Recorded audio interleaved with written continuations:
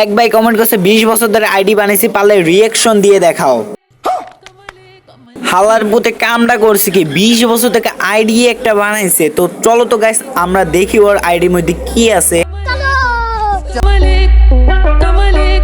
দেখো গাইস, এইটা হচ্ছে আমাদের ভাইয়ের আইডিটা। তো আইডির মধ্যে ঢুকতে না ঢুকতে জোস একটা মাথা নষ্ট করা অ্যানিমেশন নিয়ে চলে আসছে।